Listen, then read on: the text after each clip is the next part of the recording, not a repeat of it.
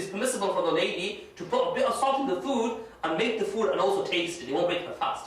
Because why? Because Islam knows a man is unfortunately doesn't listen to his heart, goes with his head, over petty things, he might get aggressive and very angry. So, of course, maintain your anger. Take it easy, calm down a bit. Okay, don't just throw a tantrum over nothing. And you know what the biggest problem with the sisters is? Sisters, you may discuss amongst yourselves, but what do you brothers think? What is the biggest problem amongst sisters, or Muslim, or not, or amongst wives? What is the biggest problem? Too picky, fussy. Too picky, too fussy. Okay, that's good. 1 point. What else? Gossip, backbiting. Oh, these are inevitables. What else? Curfews you have to be in before. Curfews are one of the biggest problems with ladies. Is this, and this is written in the books of Islamic literature, is that they can't control their tongue. So what? A couple, husband and wife, will get into an argument. The husband will be infuriating, so angry, his cheeks will turn red, and the wife will carry on. He won't stop.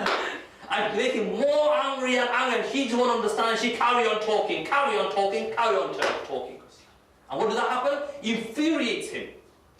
So hence, it's advice. I'm taking my advice now. If you get any disagreement with the wife, or sisters, if you get a disagreement with the husband, for the brothers, take it easy in your anger. The Prophet ﷺ has taught us, if you get angry and you're standing, sit down. You're sitting down, lie down. Lie down doesn't work, change your position. Doesn't work, go and do wudu. Doesn't work, always use cold water. Inshallah, these things will calm you down.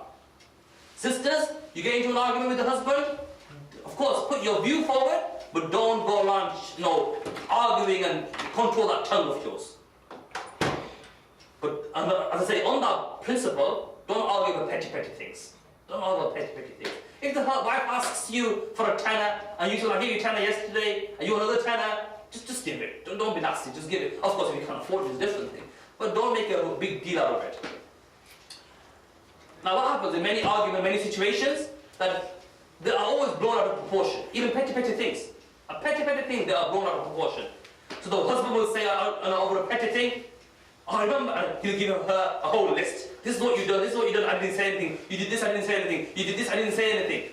And the wife will say, well actually, and she'll give her, rationale and her whole list. And it just goes and it's blown out of proportion. So take it easy. Never go to sleep. And this is an important rule. Now you make this, when you get married, on your first night, you make sure that you make this your golden rule. Never go to sleep on terms of anger or in terms of disagreement. Never. Whenever you have a problem, when the husband gets angry with the wife gets angry with the husband, don't ever go to sleep until your argument is settled. It's very easy. You can come to common terms. If the husband realizes that my wife's not going to give up, the wife's going to realize the husband's not going to give up, each of you take, ease up a bit. So don't ever go to sleep when the husband is angry with the wife and the wife is angry with the husband. Another common problem in arguments between the couples is silent treatment, or somebody said curfews. Now, again, a lot of ladies especially have this approach of giving silent treatment. If you look at some statistics, you will find the women who give a lot of silent treatment to their husbands, though their husbands are involved in affairs and in illicit relationships. The Office of National Statistics shows some of this data in England, that couples, especially whose wives tend to give their husbands silent treatments, they tend to find that their husband are cheating on them. So it's quite dangerous. So again, and of course, not just with the wives, the husband do the same as well, they give silent treatment. So, okay, silent treatment to a certain level is okay, but don't make it an everyday thing. Over petty things, she throws a tantrum, you get angry, and you give each other treatment. It's not a healthy method. So, each couple should be able to understand the character and the nature of another person. If the husband comes home after work, and the wife realizes that there's something wrong with the husband, he's maybe had a bit of a tip-off with somebody, an argument with somebody, she should understand that. She should have that much of an understanding and an insight that she should say, calm, welcome home, smile, even though she maybe have problems happening herself, make him calm down, give him some food, whatever, make calm down. If the husband realizes that the wife is angry for whatever reason, or he's been at home or work, and she must have been in a big massive argument with the mother-in-law, then he too should use his common sense and realize, hold on, my wife's not very happy today, what's wrong? Let me use my initiative, calm her, give her a bit of a, give her a hug, calm her down, and ask how the day's been. But again, each person should have an insight into each other. And remember what I said earlier? Never think about your own haqq. Think about the opposite. Think about how can I keep my wife happy? And for the wife to think, how can I keep my husband happy? If that happens, then inshallah there won't be problems. But it doesn't mean that you're never going to have problems. You will have problems, but you need to be strong enough to be able to maintain a good relationship by coming over these disparities and arguments. Allah, people think that, if somebody saw Suhail one day, mashallah, he begins practicing and he's always in the Isoc in Salah and he's reciting the Quran, and then one day we see him walking over water. We say, subhanallah, great miracle indeed. If somebody sees somebody else do a extraordinary miracle, we get it all, wah wah. If somebody hears there's been a tomato cut in half in the name of Allah, is written, you have a whole, long queue outside the house, then we come do ziyarah of this. True, this happens. Cucumbers, lemons, by the name of Allah, people go all berserk, ajib, and they go all over the place. But really, the greatest miracle is for a person who is steadfast. This is the words of Prophet ﷺ. The greatest miracle is for that person who is steadfast. And the greatest couple is that couple who keep a strong relationship by being able to maintain and being steadfast upon their good qualities rather than their bad qualities. So even in the a'mal, in good practice, there's no need to be over practicing. But مَا قَلَّ وَكَفَى خَيْرٌ مِمَّا كَثُرَ وَأَلْهَى, as the Prophet ﷺ said. Less, but with steadfastness, is 10 times, many, many times better than a lot, and then you blow up after a few days. So if a person prays the Hajj once a week, alhamdulillah. And that person who reads it every day for 2 weeks, and never reads after that again at all. It's very, very important. A person who prays their nawafil once a week on some days, like on a Friday, it is better than reading every day and then giving up for another 2 years. It is better for a person to recite half a page of the Holy Quran than somebody reciting one sipar of the Holy Quran for 1 day and then off it for the whole year. No reading at all for the whole year. So it's important that we do little, but we do it steadily. It's important. And in a relationship, we try our utmost best to maintain a relationship and to persevere and be steadfast upon the good qualities of each couple. Okay, like a shopping list really. What other qualities are important in a couple to be able to maintain a good relationship and overcome arguments? Is patience and forbearance. If the husband gets angry over something, be patient. Don't talk back to him. Husbands, if you get, if the wife has said something to you and you felt hurt, just keep it in you. There's no need to respond back to her. Trust me, you're not going to win. If you think you're going to beat the sisters in an argument, carry on dreaming. You're not going to do it. So just forget it. Just forget it. Have gratitude. Now, it's important. Many of us, because we taking everything for granted. Get married and taking it for granted. But rather, have gratitude. Even for husbands, for all the things your wife does for you, be happy, appreciate it. Just because she does a few things which is here and there, don't get angry over it. For the wives, appreciate what the husband does for you. Be a little thing. Give you an example, actually, something just come to mind. Everybody must have heard the name of Luqman, the wise. Luqman alayhi salam in the Quran. Once, Luqman alayhi salatu wasalam was hired by somebody to work in a big farm.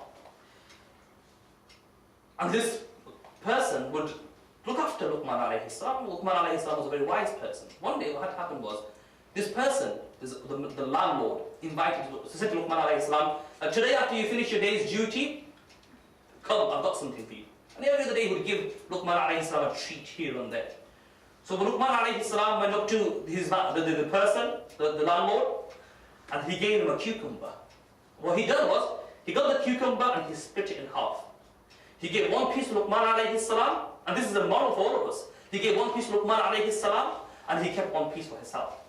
Luqman alayhi salam took it to his hand, he said Bismillah, and started to eat it. He goes, thank you, Alhamdulillah, he ate it. The master took a bite, and he chucked it away. It was disgusting. It is so bitter, so dry. My mouth has gone all weird. Then he said, Luqman, I split this cucumber in half. You didn't say a single thing, and you ate the whole thing. And look, do you know what Luqman alayhi salam said? And this is what we need to adopt. He said, for many, many things that you do for me, so many beautiful things that you do for me every so often, just because you've done something which is a bit unfortunate just once, doesn't mean I'm going to go all over you and I'm going to get all angry. Khair, it's happened. You know, it's happened. And Luqman alayhi salam ate away at this very bitter cucumber. Though the master felt, awful after eating it. We need to take the same approach. We need to take the same approach. If the wife does things wrong suddenly, even if it's something major, take it easy. Don't throw your top off. Patience. Take it easy with her. Try to explain to her. Be nice to her. But the wives, again, if the husband does something wrong, something majorly wrong, then of course, don't go in a tantrum. Go on telling the whole world, yeah, my husband done today, he done this, he done that. Start complaining about the husband. The husband complains about the wife. Don't be like that. Be patient. Follow the example of Luqman alayhi salam, that you got so many good bounties in front of you. Just because things go wrong here and there, sometimes you don't have to get all angry over that. True? So it's very important we adopt the same method of Luqman alayhi salam. Okay. Subhanallah. Look at the example of our noble Messenger sallallahu alayhi wa sallam. People sometimes rebuke Ummahat al-Mu'mineen, the wives of the Prophet alayhi salatu wasalam. People, astaghfirullah, some people write that they were disrespectful. Some Shias, they also talk against the wives of the Prophet alayhi salatu wasalam. It is incorrect. The husband-wife relationship is a relationship you don't find anywhere else in the world. True? You might be best of friends, but the husband and wife relationship is in a league in its own. Just because you're best of friends doesn't mean the wife or the husband comes secondary. No. The husband-wife relationship is in a level of its own. Aisha radiallahu anha once, she was in the house with her husband Muhammad Rasulullah sallallahu alayhi wa sallam, and her father Abu Bakr as-Siddiq radiallahu anhu was walking past, and he heard Aisha shouting at the Prophet, screaming her head off. So he knocked on the door. Knock, knock, knock. Who is it? Abu Bakr. And the door was opened. And the Prophet ﷺ welcomed Abu Bakr and smiling. Abu Bakr, assalamu alaikum, come in, sit down. Prophet ﷺ, is Aisha disturbing you? Is she being angry with you? Is she shouting at you? Don't worry, it's okay. No, Ya Rasulullah, how dare she? Abu Bakr as-Siddiq radiallahu anhu got up, about to grab Aisha radiallahu anhu to slap her, and saying to her, how dare you? Shouting and screaming at the noble Messenger sallallahu alayhi wa sallam. The Prophet sallallahu alayhi wa sallam came and said, Abu Bakr, please, just leave her, it's okay. And he said to her, be careful. To his daughter, it's okay, he goes, be careful. And then he left. So Aisha radiallahu anha looked at the Prophet sallallahu alayhi wa sallam. And the Prophet sallallahu alayhi wa sallam didn't get all angry, see what you done? No. Prophet sallallahu alayhi wa sallam said, so what did he say? He goes, see, I saved you today. Wasn't it because of your husband today? You've been big trouble by your father. Appreciate it. So lovingly the Prophet ﷺ explained to his wife. Another example of Umar ibn Khattab radiallahu anhu. One of his daughters were married to the Prophet ﷺ. She too was shouting at the Prophet ﷺ. And Umar being Umar, he didn't knock gently, he pounded on the door of the Prophet ﷺ. And he said to her, came in the house, shouting at his daughter Hafsa. He said to her, do you want the Prophet ﷺ to leave you? If he leaves you, Allah subhanahu wa ta'ala will replace you with a better wife. So feel ashamed of what you're doing. Again, the Prophet ﷺ came to save her. He said to Umar, just leave it. She's my wife, just leave it. But such was the love of the Prophet ﷺ. But again, look the other way around. Once Aisha radiallahu anha. So the Prophet ﷺ was talking to Aisha. This is the relationship we need to have. He said to Aisha, Humaira, and Humaira was a very loving word. The Prophet ﷺ never used to call his beloved wife Aisha by Aisha. He used to call her Humaira, a small beautiful bird. So he used to say to her, Humaira, I know that when you are angry with me. She said, Ya Rasulullah, when do you know that when I'm angry with you? He said, because whenever you're angry with me, it's quite bizarre, isn't it, when somebody angry with a prophet? It's a husband-wife relationship. So she said, Ya Rasulullah, she said, Ya Rasulullah, how do you know I'm angry with you? He said, whenever you're angry with me, you say in the name of the God, in the name of Allah, the Lord of Ibrahim. And whenever you're happy with me, you say in the name of Allah, the Lord of Muhammad sallallahu alayhi wa sallam.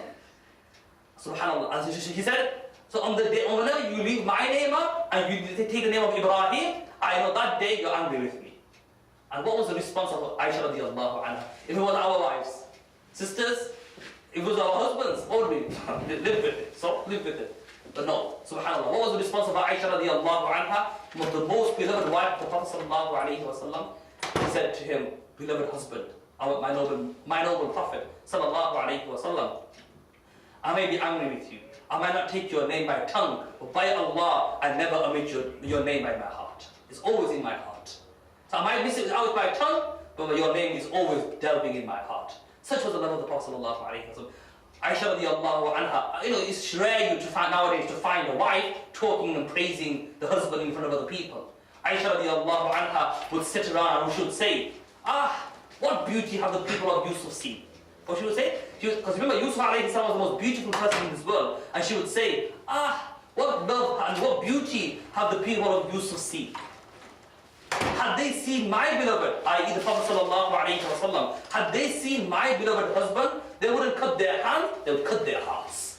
Such was the love of Aisha for her beloved husband, that she would say, these people did cut their hands and they were trying to cut the apple. Those days, had they seen my beloved, i.e. the Prophet sallallahu alayhi wa sallam, my beloved husband, they won't cut their hearts, they'll cut their hearts. If they won't cut their hands, they'll cut their hearts. Do you find that today? Very, very rare. So this is the example we need to follow of the Prophet sallallahu alayhi wa sallam. Okay, we move on. Actually, once there's a great wali of Allah, a great wali of Allah subhanahu wa ta'ala, Allah had given him the tawfiq and the ability to fly. And this is, it's not weird. It's happened to so many of the awliya, the pious servants of Allah subhanahu wa ta'ala. Once, a wali of Allah subhanahu wa ta'ala was inside the house, and she said, as he was inside the house with the wife, the wife was, for some reason she got angry with him. And she said to him, you think you're a big sheikh? The wife said to the husband, you think you're a big sheikh? You think you're a big imam? I actually saw an imam this morning, a big sheikh of our town this morning, who was flying above our house.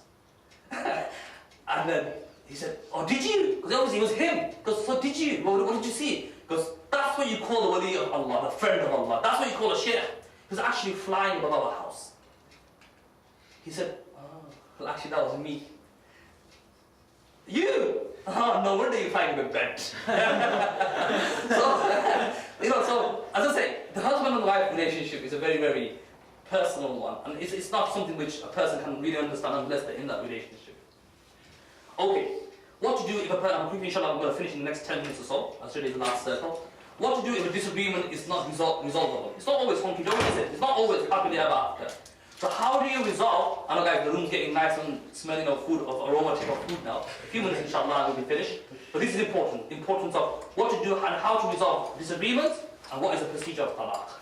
Now, if you can't resolve a problem between the husband and the wife, it's important that you don't hide it under the carpet.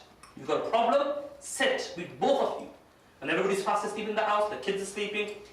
If you have any, sit down amongst yourselves and discuss it together. Find out, unpick what the problem is. What happens nowadays is people don't sit down and talk.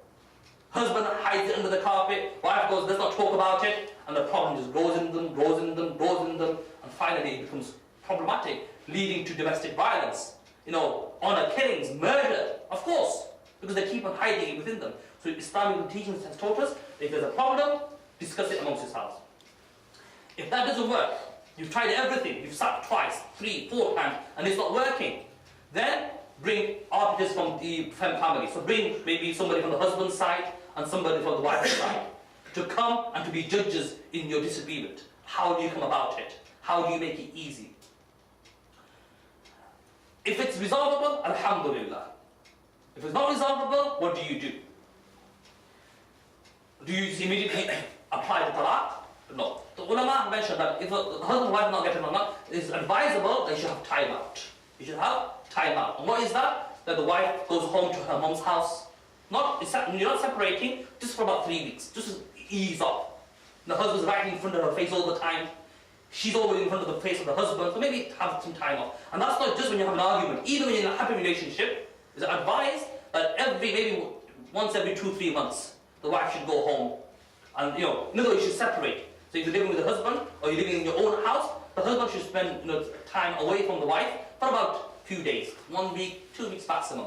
What that does, it creates more love and more honor amongst each other. Okay, so it's important that you separate from each other every so often. And when you have children, then maybe once a year at the least. When you have children, in school-age children, then at least maybe once a year, in a holiday period for about 2 weeks, you separate from each other. So the husband will have some free time to himself without the burden of the children and so on, and the wife. and vice versa as well. If the wife wants time off from the children, then the husband should take care of the children and she should have time off, just to ease things down. But if you have an argument and things can't be sorted out between family members, then it's best to not separate, to go in your own ways for a short period and see if that helps. And I reiterate the point, control your tongue for the sisters and the brothers, and control your anger in both of yourselves. Don't let third parties, and this is the problem, sometimes what happens is, two couples are not getting along, and third parties get involved. The girl's side say to her, oh, you don't need him, forget him. And the guy's side say to him, oh, forget her, you don't need her. And that's shaitan playing with them. These family members, don't respect, these family members are taking over the work of shaitan, doing the work for him. No, they should be encouraged to try to get along, or do their utmost best to get along. And if you are thinking about separating and divorcing, always think about the detriments, the detrimental effect in your own life, in the life of children if you have any, in the life of your in-laws and her in-laws, which are your families. These are detrimental, and that's why Islam always, forecasts the importance of family fabric. And you should try your utmost best to keep that strong. Now, many times, what is the position of Islam in domestic violence? As I said earlier, when anger and that builds in, what happens? Husband, wife get all angry, and husband infuriated, fiercely angry, wife's not stopping talking, and he slaps her. What does he do? He slaps her. Or, nowadays, other way around, she slaps him. She slaps him. And then he comes to slap her back, and she goes, you hit me, I'll call the police. So this is domestic violence, it is haram, it is impermissible, and you're not allowed to hit the wife is not allowed to hit the husband. Had I been teaching this course 15 years ago, I would only use one example. The husband is not allowed to hit the wife. But now times have changed. Okay, so I have to use both examples. The husband is not allowed to hit the wife is not allowed to hit the husband. It is haram, it is impermissible. Not just physical hurting, it is impermissible, and this is what the Prophet ﷺ has taught us. It is impermissible for the husband to physically, emotionally, verbally harm, abuse, or hurt. See, these are the important words, as you guys have got photographic memories. Remember these things. The Prophet ﷺ has taught us that a man and a woman, both ways, especially a man, he is not allowed to physically, emotionally, verbally harm, abuse, or hurt his wife. Very, very important. Sometimes the abuse via emotional blackmail or whatever it may be is more detrimental and more dangerous than physical harm. And you guys are in the field of pharmacy, whatever, if not in the field of pharmacy, whatever field you may be in, you will know one of the side effects of emotional and mental disorders or pressure is a woman cannot conceive. And the problem is always the case, that how come my wife can't conceive? Wife's complaining, how come I can't conceive? Each other start blaming each other, maybe she's the problem, maybe he's got a problem, whatever. But the simple answer, psychologically both of you guys are strained out, stressed out, emotionally you're drained, and this should not be the case. But again, domestic violence in any way whatsoever is haram. Okay, I'm going to look about 7 minutes to explain to you the chapter of divorce. SubhanAllah. The chapter of divorce, if you open some Islamic jurisprudence books, 30, 40 volumes. The books of the Hadith, volumes. So I'm trying to explain all that in a nutshell in 7 minutes. Okay? As I say, now divorce is the worst and the most lowliest of the halal activities. From all the things the Prophet ﷺ has said, from all the things Allah has made halal, the most lowest, the most unfortunate halal act is divorce. If Allah wanted to, and if it was practical, Allah would make it haram. Obviously that's not practical. So from the lowest thing, and when a man divorces his wife, even the arsh of Allah subhanahu wa ta'ala shakes. Allah becomes extremely angry when a man divorces his wife. Now, as I say, the last resort, if nothing can be solved, if all disagreements can't be solved, or it might not be disagreements, husband doesn't like the wife doesn't like the husband, on justifiable grounds. Okay? Or whatever the grounds are, today you're not going to learn that in 7 minutes. I'll tell you that now. If you've got problems, seek advice. And I say this clearly, seek advice. And these are the words I've written. From a competent, upright, renowned, classical scholar. It's very, very important. To get a decision in your life, especially something around talaq and separating and We put the families aside, take advice from a competent, upright, renowned, classical scholar. Don't go to these nasheed artists and ask them for a fatwa, because they're going to make you go down to the big time. So, khair. So remember, nikah is an act of worship, as we've learned in the past 6 weeks. And we should try our utmost best to beautifully pass our lives in this manner of this beautiful place. That's why there's a saying in the olden times. They used to say, a woman would say that in this household I have come via marriage, and from this household will leave my funeral in a carriage. You know, it's rightly so. You come in the household of the husband in marriage, and you want to leave your funeral from this house in a carriage. Rightly so. And that's what we should be working towards. And the husband should think to himself, I have married my wife, I should try my utmost best to be with her till death takes me apart. Now,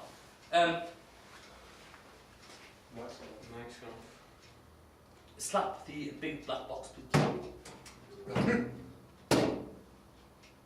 That's okay. Is that okay? Yeah, that's better. Okay. Now, I will say, no, it's gone. Check 1, 2. Hard. I don't really. What do you done? Yeah, Take it. Okay. So as I was saying, nikah is an act of worship, and we should never go to the process of divorce. So see, the arsh of Allah, two things happen. When divorce takes place, two things happen, which the human eye can't see. The arsh of Allah shakes and Allah gets angry, and shaitan becomes straight triumph. He's over the moon. Why? Because a couple have set apart, families are destroyed, future of children have gone down the drain, and it is a total rip-up of the family fabric. Don't forget? Yes. Can you just sit there, please, and just make sure that you take care of me? Well, bang you every second. Please, if you would. Isn't it? Do it again. Okay, sorry about it. This happened in Ramadan as well. Keep turning off. Okay, so we should never, and as I say, for a man to give his wife a divorce over a flimsy reason is a gross misconduct indeed. For Allah will question that person. Should the future of a wife, or should the characteristics of a wife, her appearance, her habits, be not the liking of the husband, or be the characteristics and the attitude and the characteristic honourable ways of the husband go downhill and not be catchy to the wife, we should not go to such a low situation that we have to go for a divorce. Read wallahi. You know, from my minimal experience, I have seen those families who go through divorces. Of course, they go through such a bad experience, but the effect of that remains within that family, within the surrounding families, and it goes on for generations. This effect, this vicious circle, goes on for generations. So that's why we should apply our utmost. Alhamdulillah, in the Muslim community, nationally, regionally, and around the whole globe, Muslim marriages are the most strongest marriages. Very rare you would get a divorce. That happens, and inna lillahi wa inna ilayhi raji'un. Nowadays, we find the rates in England increasing quite drastically of divorces in Muslims. But this shouldn't be happening. And the reason is having people are uneducated, but don't understand the ethics and the morals behind the teachings of Allah, His noble Messenger, sallallahu alayhi wa sallam.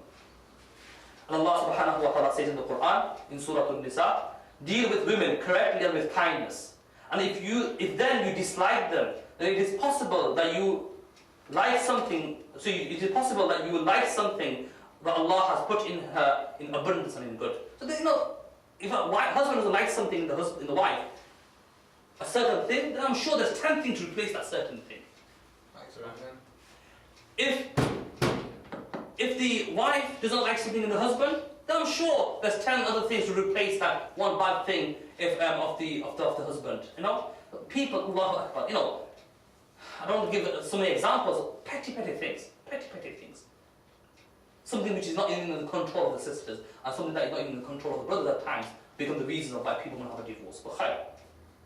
So as I say, Allah subhanahu wa ta'ala becomes displeased, and the Prophet sallallahu alayhi wa sallam has said, the most detestable of lawful things by Allah is talaq, is divorce.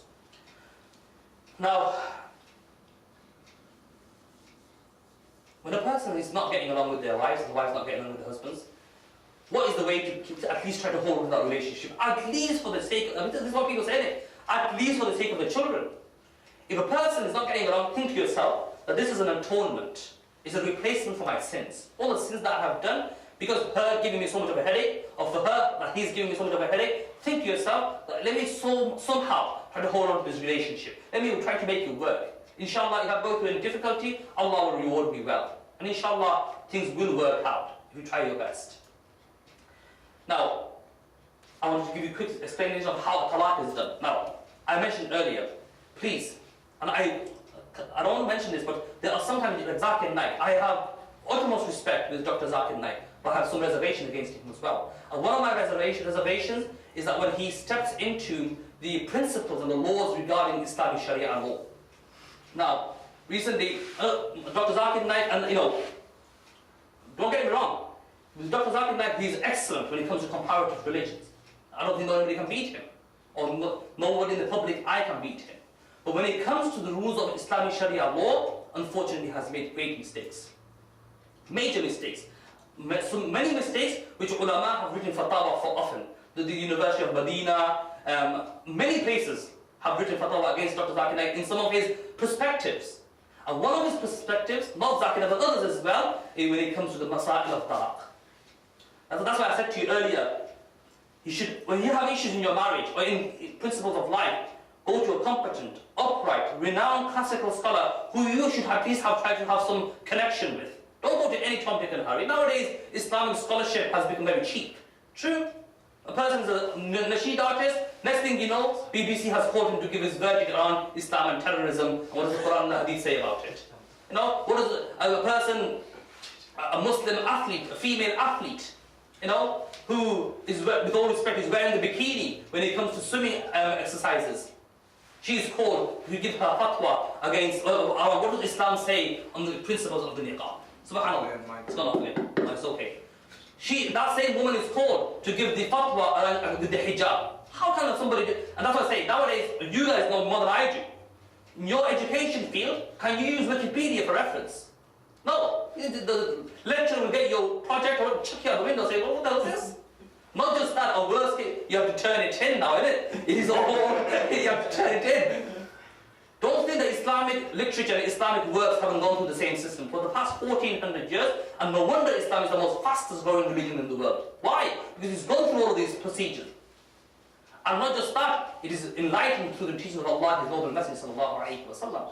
So that's why, when it comes to issues of your personal life, don't rely on the television. Don't listen to what Fulan Sheikh has to say on TV. Don't rely on the biggest problem, biggest mistake, and the biggest disease that is growing in Muslim communities. They think, let's listen to the Sheikh on TV, khair, alhamdulillah, that's sufficient. No, you will get yourself wrong if you do that. Don't just listen to the radio and think that's sufficient. Don't just listen to the internet and think that's sufficient. No.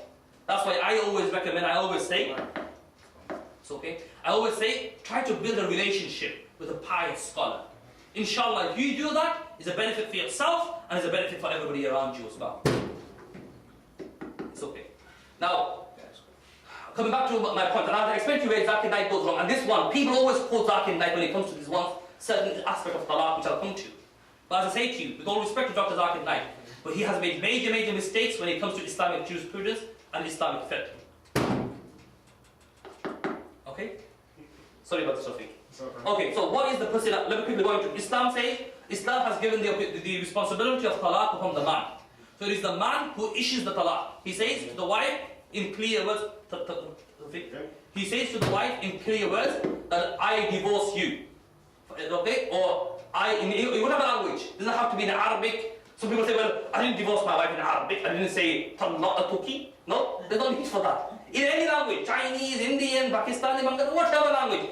In clear words, if somebody says to his wife, I divorce you, she is divorced.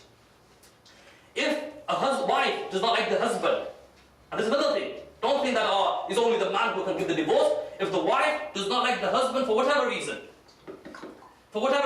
then it's gone off. Hit it. Don't put a hole in it. I thought you were going to have. No, I didn't. It's okay. I'll let you know. Yeah, so I can't. Do it again. No, yes. Is that okay? Okay. I do apologize about this. What's going on? Turn it off on this mains, please. Check the wire on the mic and I don't know what's going on here. Oh, right. And now hit it again. Sorry about this, it keeps on coming on and off. The difficulty we had in Ramadan was unbelievable as well. But okay, khair. Now, a woman can also give talaq to her husband. A woman can also give talaq to her husband, and that method is called khula'a, or which is separation, which again has the principle, and when she would go to a reputable Islamic board. We have one in Bradford, there's also one in London, and so on, in Dewsbury and so on. If she would go to the local Imaam, and the local scholars would come together, for whatever reason they will issue the khula'a, and the khula'a will take place, and the separation will happen. But the more general form is when the husband gives talaq to the wife, correct? The most general form. Now, what happens? What is the proper method to give talaq? It is advised that a man gives talaq to his wife when she is in the state of purity. It is haram to give your wife talaq in the state when she is going through her menstrual cycles. Are you with me? Just remember this in your mind. Because remember, wallahi, I'm telling you this much. Every month, if not every other year, whatever, every so often, there's cases of talaq. People have issued the divorce, and people, they think, oh, I didn't know, and they live in haram. So, it is advised, the correct method is a man will divorce his wife by saying to her, I divorce you, when she is in the state of purity. It is impermissible and haram for a man to divorce his wife when she is going through her menstrual cycle. He should divorce her when she is in the state of purity and when he has not made love to her and have not been in a relationship. But if a man divorces his wife when she is in her menstrual cycle, it is haram, but it is applicable. Remember this. People think, oh, it's not applicable. It is applicable. And there's a hadith which, many hadith explain this. So if a man divorces his wife when she is in her menstrual cycle, then it is haram, but it is applicable. For example, if somebody drinks alcohol, would you say that he hasn't drunk alcohol just because he took a little sip? No, you won't. You say, yes, he has drunk alcohol. In the same way, if a man gives his wife talaq, in the state of haram, which is menstruation, the talaq is applicable. Is that clear, guys? Brothers, is that clear? Okay. I do apologize. It is getting late and I'll try to finish as quick as I can. Now, it should be very, very clear that I give you divorce. But then there are other methods as well. For example, he may say to her, they may have an argument outside, and he may say to her that if you go back into my house, I divorce you. That is also an applicable divorce. He may say to her, if you go to sleep tonight, I divorce you. That is also an applicable divorce. He may be drunk, and he say, I divorce you. That is also an applicable divorce. He may be joking with I divorce you. That is also an applicable divorce. It is very, very dangerous. People don't realize. So we should remember, in such a situation, divorce is very, very delicate, as well as very, very complex. Now, after the divorce has been issued on the wife, one divorce, remember, the word only once, not 3 times, once, I divorce you, she has become a mutallaqa, a divorcee. As well as, what she needs to do is she needs to be in the state of iddah, a waiting period, which is 3 months, or 3 monthly cycles, which is about 2.5, 3 months. 3 monthly cycles. What will happen is, in those 3 monthly cycles, it's about 2.5 months, if the husband feels regretful, what have I done? Stupid, I'm an idiot. And he goes and he hugs her and he kisses her, whatever, or they come back together, then the talaq is gone. So it was applied, it's complex, keep in mind, it was applied first, but because he hugged her, he kissed her, or they came back together, then that first, because he divorced her, that is now, not applicable anymore. Okay? Now, you got how many months? You got 2.5 months. So let's say a guy gives his wife talaq in January. Yeah, in January. And then he feels bad, and by the end of January, he's like, oh, I shouldn't, and he brings her back, he hugs her, he says, I'm so sorry, and so on. And it is advised that when she's going through her monthly, 2.5 months waiting period, she should do so in her husband's house. And the reason for that is so that, they can be, maybe he'll change his mind, and they can come back together. If after 1 month he hasn't done this, of course, the second month of her cycle, if he still hasn't done this, then the third month of her cycle. After 3 months, when she has passed her 3 cycles, she has now become automatically free from the husband. She may go and marry whoever she wishes. The husband can't say, you're still married to me, no. She can go and marry somebody else if she wishes. But if the husband wishes to remarry the wife after 6 months, then he can do so, but he must remarry her, there must be a re-celebration, a new mahar. If he's given £10,000 in the first wedding, he has to do the same thing in the second wedding. So he does go through the whole process of marriage all over again. Guys, all right with that? Okay. This is known as talaq al-ahsan. It is the best method of giving divorce. Why? It helps you think about it. So if a person is giving the wife divorce in the first month, only one divorce, I divorce you, he's given that 2.5 months leeway. If he in the second month doesn't take her back, fine. 3 months he doesn't take her back, fine. She can go by whoever she wishes. But later on, for the sake of the children, if they have any, or for whatever reason, they want to come back again, then Islam has said, and the only thing they need to do is to renew the marriage and have the new mahar in place, the new gift in place, and the marriage can be solemnized all over again. That is really, in a nutshell, the basic method of divorce. Whole question could be, what happens if my husband is giving me 2 divorces, or so on. I'll come to this, but one main point now. Another thing is, but if a husband gives his wife 3 divorces, I divorce you, I divorce you, I divorce you. It is, how many divorces, guys? 3. This is known as at-talaq al-mughallaza, the most supreme divorce. If a person divorces his wife 3 times, automatic, forget the months. Or, of course she has to wait 2.5 months or 3 cycles, but the man doesn't have a choice. Automatically she becomes haram upon him. What sort of haram? Not that after 3 months he can marry her, no. Even after 3 months he can't marry her. What is the way that he can only marry her? That this woman will have to get married all over again to another man. They have to have a relationship, a conjugal relationship. If that marriage doesn't work well, and then she gets divorced, then she can come back to the first husband. So it's extremely dangerous. Extremely dangerous.